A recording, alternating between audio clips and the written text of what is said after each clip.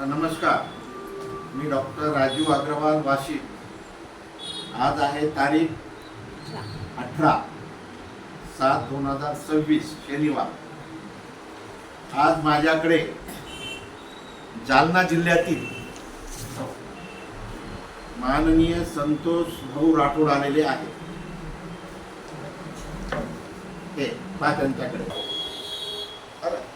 हे त्यांची पत्नी आणि हे जे काही समोर व्यक्ती बसलेले आहेत, यांनी अगोदर माझ्याकडे 4 महिने अगोदर 5 महिने अगोदर त्यांनी पेशंट आणले होते. या चांगले झाले, परत औषध देण्यासाठी ते आलेले आहेत.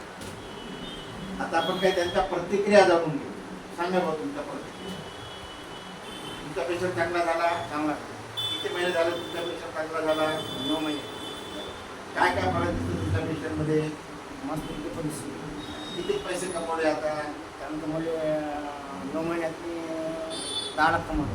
10 लाख कमवले. खरं त्यांना बोलायले. हा बरोबर.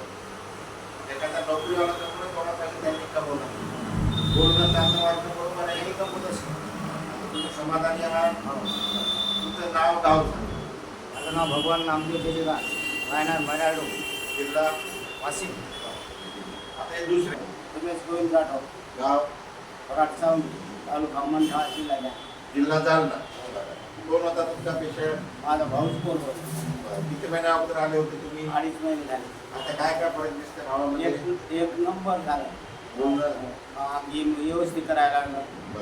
संसारमध्ये चालला हो, त्याचा. बरं झालं. आता समाधानी आहात तुम्ही? आहे समाधान. त्याच्यामुळेच आणलं हो सर. बरं. दुसऱ्या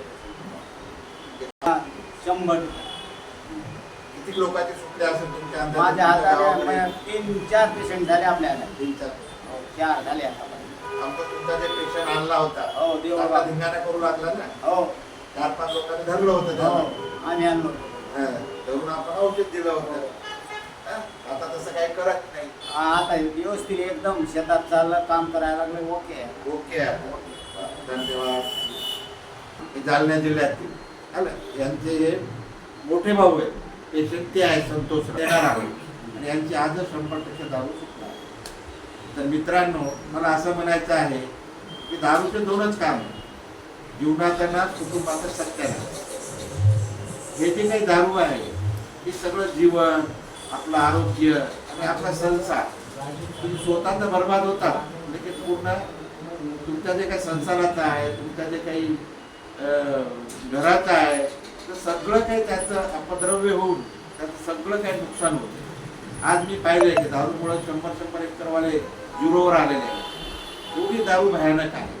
मग दारू पिऊ नका, गुटखा खाऊ नका. कोणत्याही प्रकारचं व्यसन हे जीवनाला बर्बाद करणारं आहे, ते काही आबाद करणारं नाही. सगळ्या लोकांना, सगळ्या युवांना माझी विनंती आहे की मुलांनो, दारू सोडवण्यासाठी काही औषधाची गरज लागत नाही. कारण दारू पिताना तुम्ही कोणतं औषध घेण्याचा प्रयत्न केला होता का सवय लावण्यासाठी? सोडायला लागत नाही.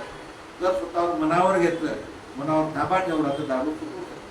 पण जर कोणाची दारू सुटतच नसेल, तर त्यांनी माझ्याकडे यावे आणि आम्ही म्हणलं तसं करून घ्यावे आणि आपल्याला व्यसनमुक्त करून घ्यावे. हीच माझी कळकळीची विनंती. यापुढे परत काही दुसरा आपण व्हिडिओ बनवणार आहोत. धन्यवाद.